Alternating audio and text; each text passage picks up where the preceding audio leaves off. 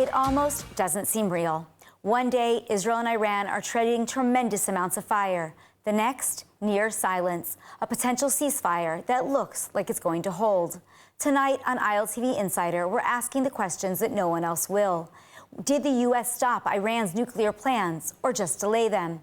Can we trust this truce? And is the Iranian regime more vulnerable than ever before? I'm Maayan Hoffman, Executive Editor of ILTV.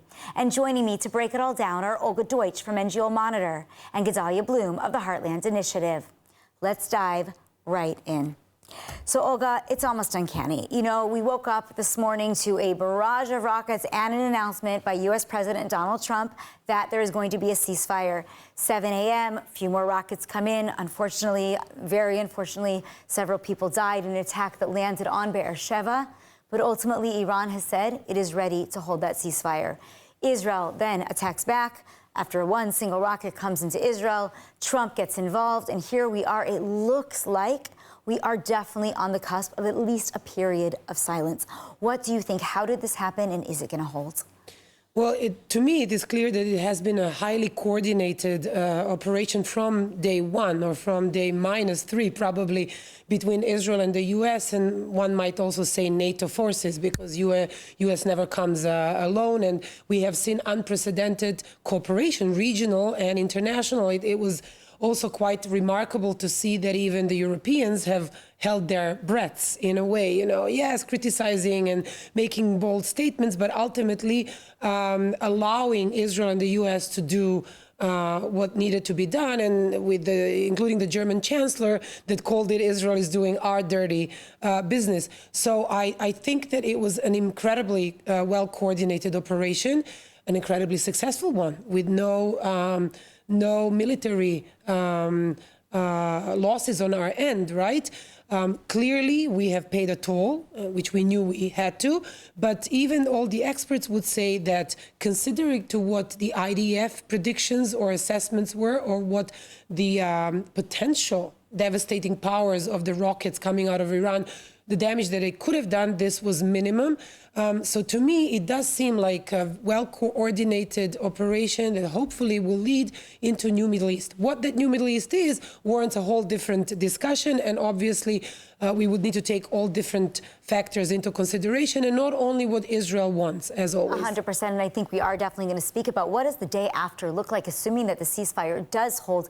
I just want to remind people, when you talk about loss of life, we're talking about 28 Israelis as of now that have been murdered in ballistic missile attacks from Iran over the last 12 days.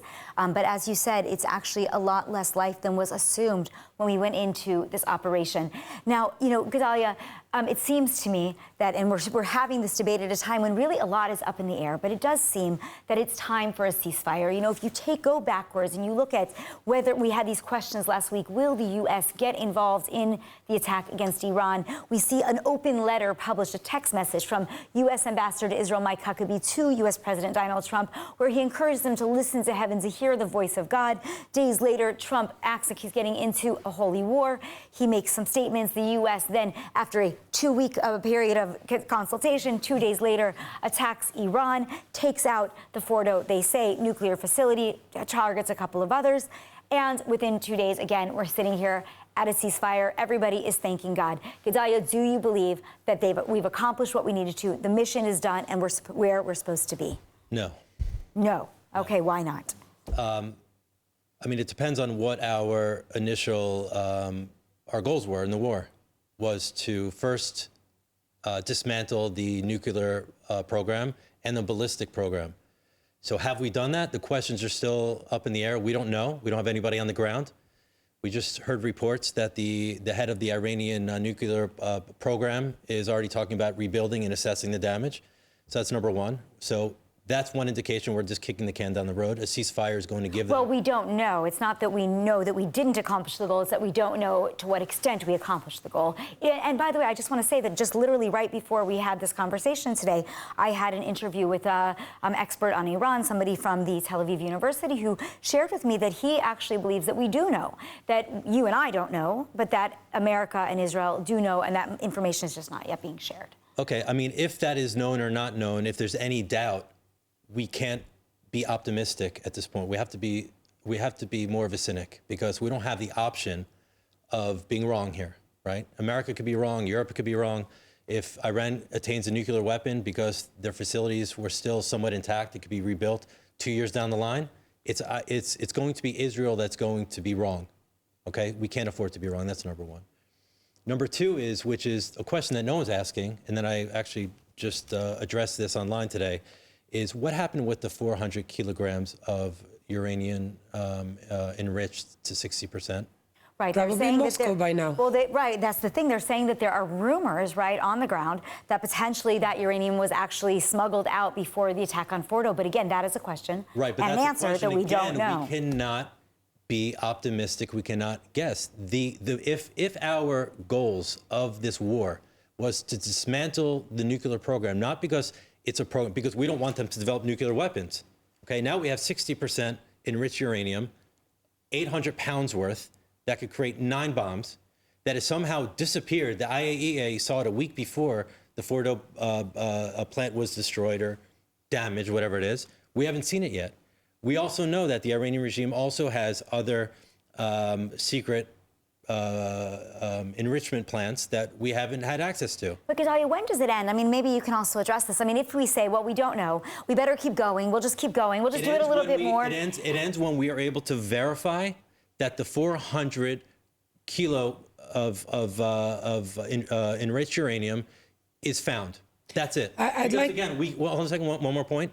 Again, we cannot afford to be wrong on this. We cannot afford to be wrong. If you had a bottle of pills and one of them was poison, would you still take them? No, you have to find the poison pill and you have to get rid of it. But do you need to not have a ceasefire? I think it's important to distinguish between truth and facts on the ground and what the potential solution of this might be. At the end of the day, we live in a 21st century where all wars end around the political table.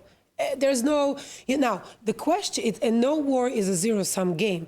I think it's important to say that historically, and this has been said many times, Israel is not good at long wars. We are in the middle of a very long one with Gaza, and the more it extends, and this is not speaking militarily, right?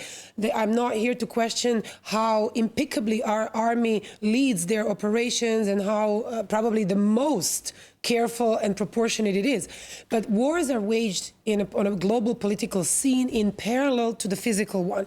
So to me, the question is, have we achieved enough according to the predefined assessments and plans in order to, A, set their program back enough to basically neutralize them, right, and marginalize their capacity? That doesn't mean that they have no capacity to continue or to go back. And number two, to politically destabilize Tehran. At the end of the day, the question is, are they, after the ceasefire next week, is Tehran still the most dangerous destabilizer in the Middle East and the biggest sponsor of terror?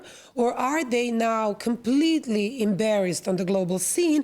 And this is now Trump and Israel and the international community sort of throwing them a bone to sort of have enough of a cheek, and to come back to the table. There's no one answer to this. You know what, though? But at the end of the day, as we all know, you have 2 beautiful children that you brought into the green room that I met.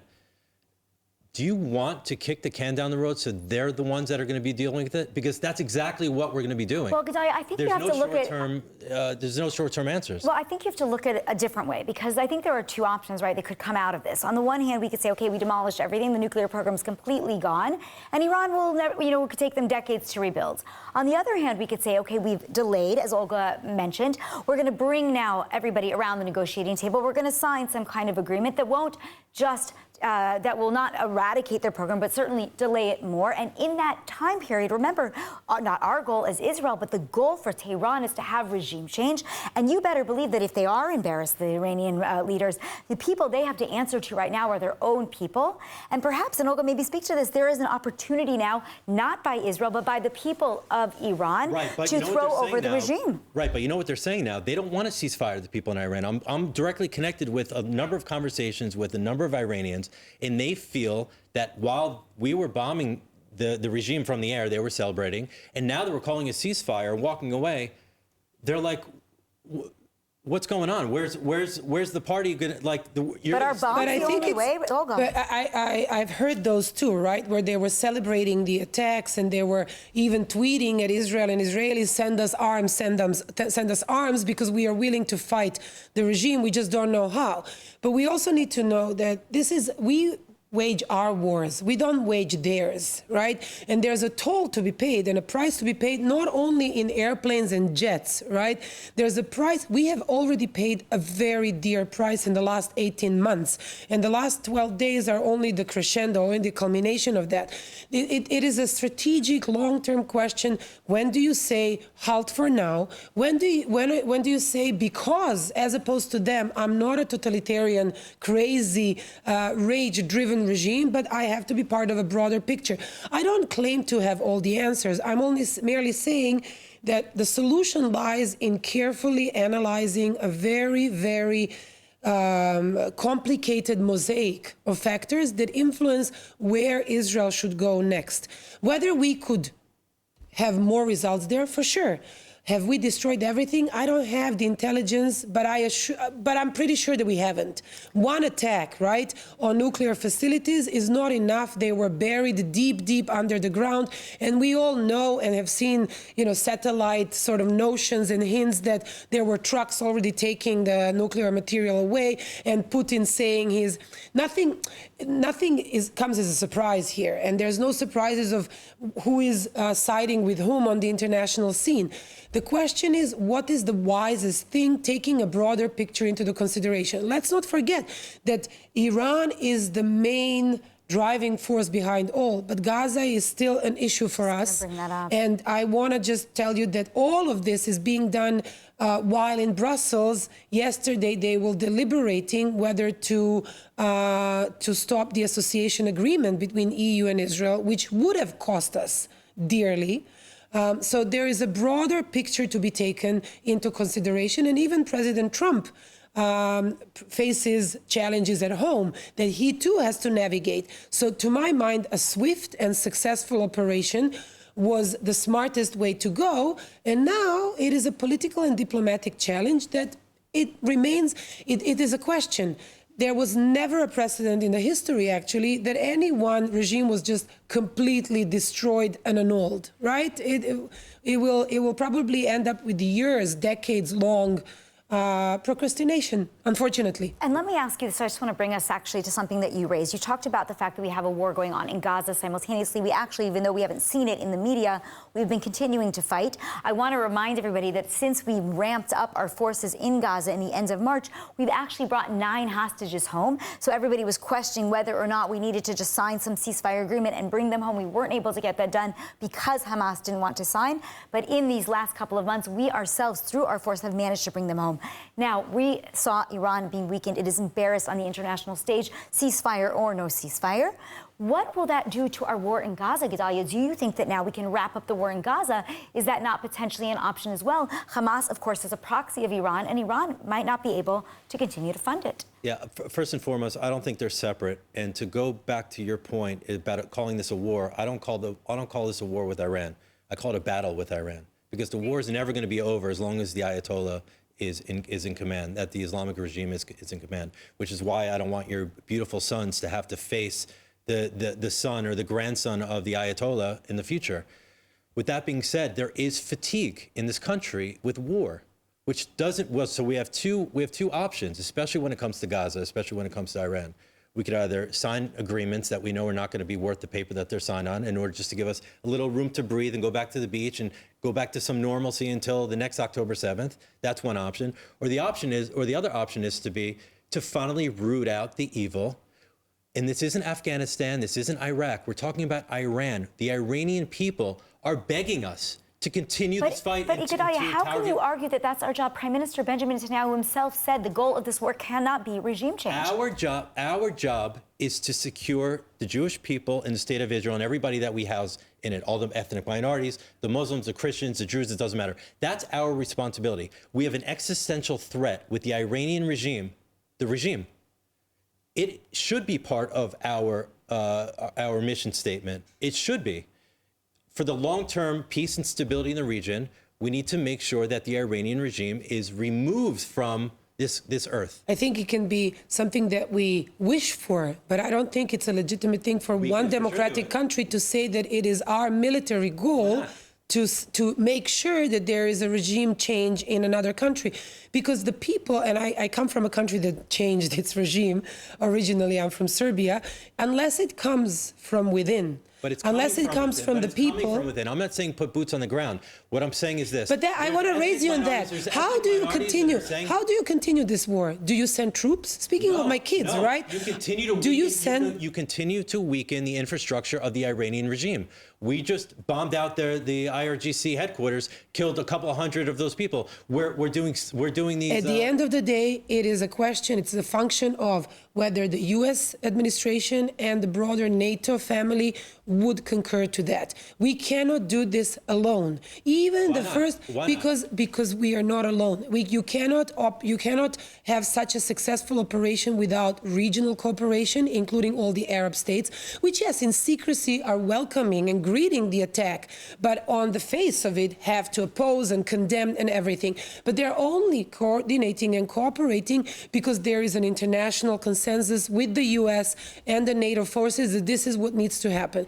So it needs to be carefully crafted. And I want to actually highlight something here with regards to Saudi Arabia, for example. And I think that when you talk about the greater Arab states, and the support behind it, I want to remind everybody that we signed the Abraham Accords in 2020, not just based on economic prosperity, but also largely tied to the idea that Israel was a strong force in the region that was strong enough to keep Iran at bay. Remember, the Houthis and others were already attacking the Gulf states at that time. Saudi Arabia was ready to sign peace with us before October 7th. We think it was obviously pushed off. There's all of these now preconditions, that Palestinian state, etc.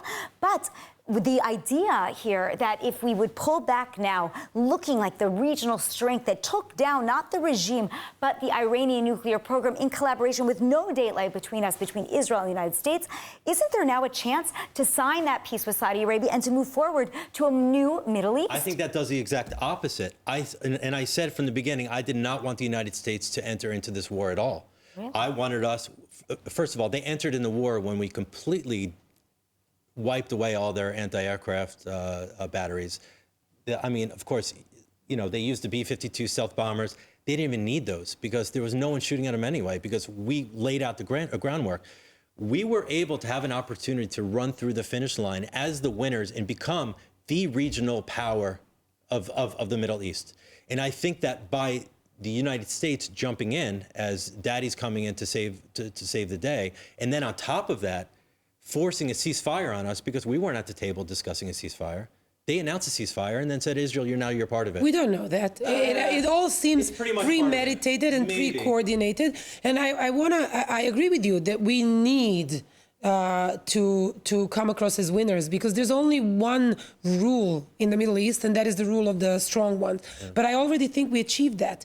Even without further moving forward with the operation, everyone understands our superiority. What about leverage on the United States when we're being dominated and manipulated by the United States and how we're supposed to act, when we're supposed to hit, when we're not supposed to hit? That takes our strength away from us. We're not able to. But why do you think it's manipulation? We're being manipulated and not being in coordination. Exactly. Well, that's also the question, because for those of you who have been watching this, and again, I didn't know what we're going to be talking about when we first got here because the news is changing every minute. Yeah. And so what we see is we have Trump speaking with profanities against Israel and Iran. They don't know what the F they're doing, blah, blah, blah. And people are upset. They're tweeting right now, what's going on? Why is Trump throwing us under the bus? And I'm thinking to myself, I'm like, they've been playing this game for the last 3, 4, 5 weeks, right? This manipulation of creating since the beginning of the administration. It is pretty much Trump style, the disruptive, the warm and cold, the going back and forth, and never really siding with anyone. It was a deception that led to the culmination of the United States entering into this war. They said they're going to give 2 weeks, and then there's space in between. Well, and there was also before Israel attacked Iran the first night. I mean, if we think about what happened a couple of days before that, it was an indication that Trump was saying, Israel, please hold back. And then, of course, on that Thursday night, we went in and overnight, we went in and we attacked, right? And the same thing, he gave the 2 weeks. We just talked about that, right? And then within 2 days, America entered the war. And here you had this morning, Trump put out on Truth Social, God bless Israel, God bless Iran.